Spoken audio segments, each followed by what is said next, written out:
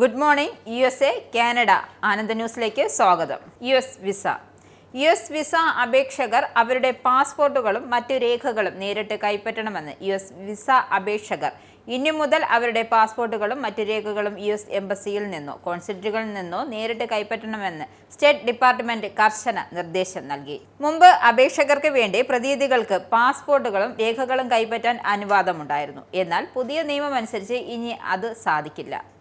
രേഖകൾ കൈകാര്യം ചെയ്യുന്നതിലെ സുരക്ഷയും ഉത്തരവാദിത്വവും വർദ്ധിപ്പിക്കുന്നതിന്റെ ഭാഗമായി ഓഗസ്റ്റ് 1 മുതൽ ഈ മാറ്റം പ്രാബല്യത്തിലെന്ന് US സ്റ്റേറ്റ് ഡിപ്പാർട്ട്മെന്റ് അറിയിച്ചു.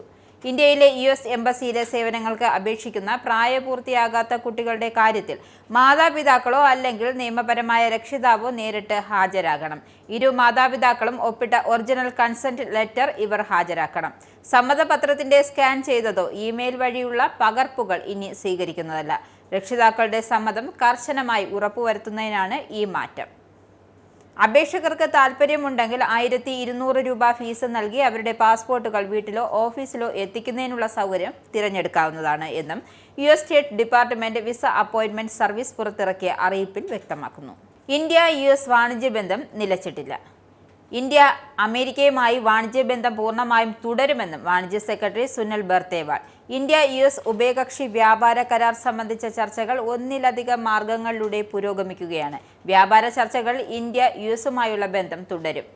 ഇരു രാജ്യങ്ങളും പരസ്പരം പ്രയോജനകരമായ ഒരു കരാറിനായി പ്രവർത്തിക്കുന്നു. മന്ത്രിമാർ, നയതന്ത്രജ്ഞർ, വ്യവസായ പങ്കാളികൾ തുടങ്ങിയവരുടെ നേതൃത്വത്തിലുള്ള ചർച്ചകൾ പുരോഗമിക്കുകയാണെന്നും സുനിൽ ബർത്തേവാൾ മാധ്യമങ്ങളോട് പറഞ്ഞു. ഓഗസ്റ്റ് 25-ന് അടുത്ത ഘട്ട ചർച്ചകൾക്കായി ഒരു US പ്രതിനിധി സംഘം ന്യൂഡൽഹിയിലെത്തും. വരാനിരിക്കുന്ന ചർച്ചകളുടെ സ്ഥിതി അടുക്കുമ്പോൾ കൂടുതൽ വ്യക്തമാകുമെന്നും വാണിജ്യ സെക്രട്ടറി പറഞ്ഞു. USുമായുള്ള ഒരു ഉഭയകക്ഷി വ്യാപാര കരാർ ഒപ്പിടുന്നതിനുള്ള സമയപരിധി നിലവിലുണ്ടെന്ന് ബർത്തേവാൾ കൂട്ടിച്ചേർത്തു. അലാസ്ക ഉച്ചകോടി. വെള്ളിയാഴ്ച അലാസ്കയിൽ റഷ്യൻ പ്രസിഡന്റ് വ്ളാഡിമിർ പുടിനും താനുമായി നടക്കുന്ന നിർണായകമായ കൂടിക്കാഴ്ച വിജയിക്കാൻ 75% സാധ്യതയുണ്ട് എന്ന് സാമ്പത്തിക ഉപരോധ ഭീഷണി പുടിനെ യുദ്ധം അവസാനിപ്പിക്കാൻ കൂടുതൽ സന്നദ്ധനാക്കുമെന്നും US പ്രസിഡന്റ് ഡൊണാൾഡ് ട്രംപ് സൂചന നൽകി. ഉക്രൈനിലെ യുദ്ധത്തിൽ ഒരു കരാറിലെത്താൻ വ്ളാഡിമിർ പുടിൻ തയ്യാറാകുമെന്നാണ് വിശ്വാസമെന്നും ഡൊണാൾഡ് ട്രംപ് പറഞ്ഞു.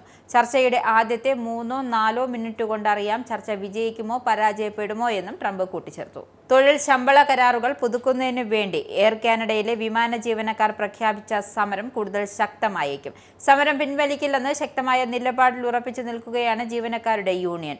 പണിമുടക്ക് പ്രഖ്യാപിച്ച സാഹചര്യത്തിൽ 500ഓളം വിമാന സർവീസുകൾ വെള്ളിയാഴ്ച വൈകിട്ടോടെ റദ്ദാക്കുമെന്നും എയർ കാനഡ അറിയിച്ചു. സമരം അവസാനിപ്പിക്കുന്നതിന് ഫെഡറൽ സർക്കാരും വിമാന ജീവനക്കാരുടെ സംഘടനകളും തമ്മിൽ വെള്ളിയാഴ്ച ചർച്ച നടത്തുമെന്ന് പ്രഖ്യാപിച്ചിരുന്നു. ഒത്തുതീർപ്പ് ശ്രമങ്ങൾ തുടരുന്നുണ്ട്. ചർച്ചകളിൽ മികച്ച ശമ്പളം വാഗ്ദാനം ചെയ്തതായി എയർ കാനഡ അവകാശപ്പെടുന്നുണ്ടെങ്കിലും വാഗ്ദാനങ്ങൾ തൃപ്തികരമല്ല എന്നാണ് ജീവനക്കാരുടെ സംഘടനകൾ പറയുന്നത്. വെള്ളിയാഴ്ച ചർച്ച പരാജയപ്പെട്ടാൽ പണിമുടക്കാനാണ് സംഘടനകളുടെ തീരുമാനം. കാനഡ പോസ്റ്റും സമരരംഗത്ത്. സമവായ ചർച്ചകൾ നീളുന്നതോടെ പണിമുടക്കിലേക്ക് പോകാനാണ് പോസ്റ്റൽ സംഘടനകളുടെ തീരുമാനം. കാനഡ പോസ്റ്റ് ക്രൗൺ കോർപ്പറേഷനുമായി വെള്ളിയാഴ്ച ആരംഭിക്കാനിരുന്ന ചർച്ച ഫെഡറൽ മധ്യസ്ഥരുടെ അഭാവം മൂലം മാറ്റിവെച്ചതായി Canadian union of postal workers അറിയിച്ചു.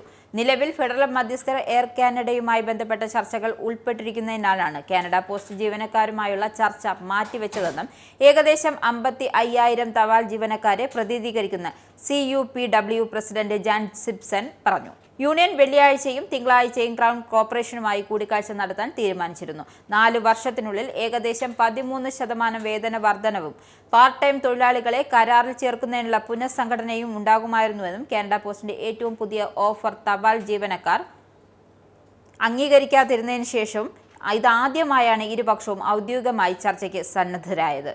കിഴക്കൻ കാനഡയിൽ വരൾച്ച പ്രതിസന്ധി.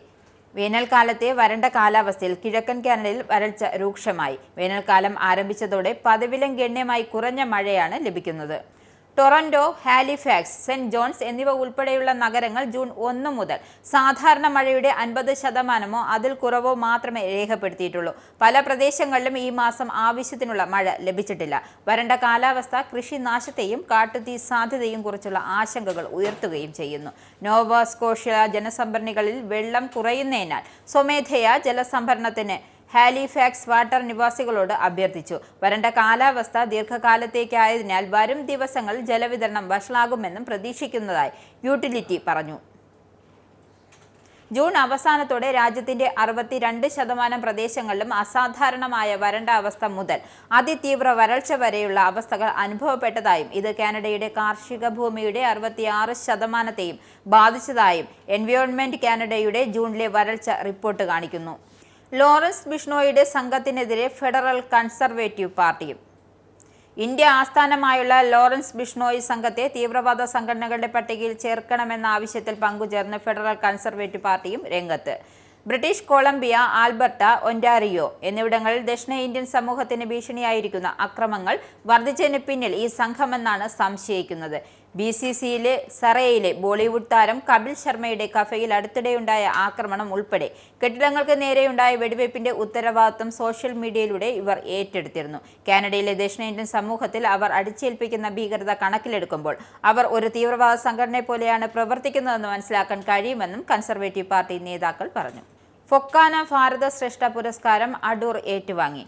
ഫൊക്കാന ഈ വർഷം ഏർപ്പെടുത്തിയ ഭാരത ശ്രേഷ്ഠ പുരസ്കാരം വിഖ്യാത ചലച്ചിത്ര സംവിധായകൻ അടൂർ ഗോപാലകൃഷ്ണന് കേരള സഹകരണ തുറമുഖ മന്ത്രി VN വാസവൻ സമ്മാനിച്ചു.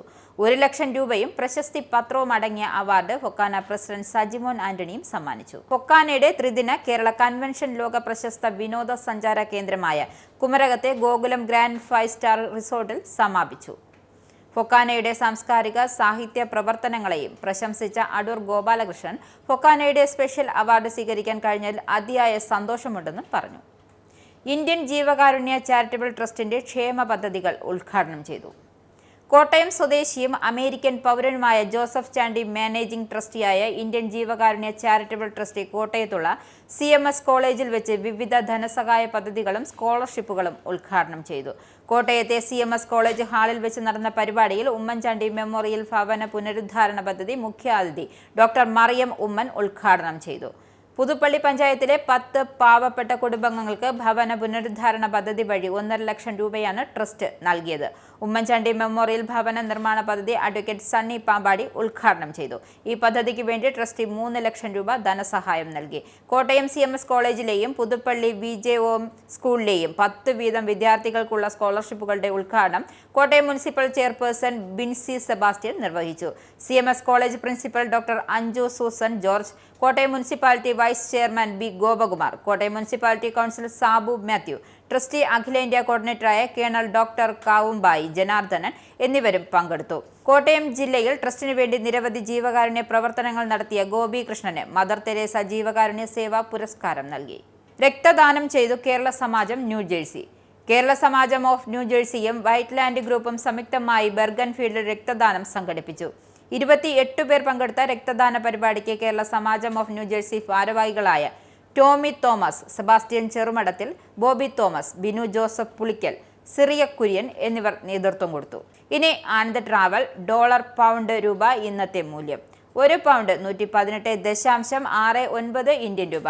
1 US ഡോളർ 87.65 ഇന്ത്യൻ രൂപ. 1 കനേഡിയൻ ഡോളർ 63.48 ഇന്ത്യൻ രൂപ. 1 യൂറോ 102.21 ഇന്ത്യൻ രൂപ. 1 pound 1.35 US dollar. Morning news അവസാനിക്കുന്നു. നന്ദി, നമസ്കാരം.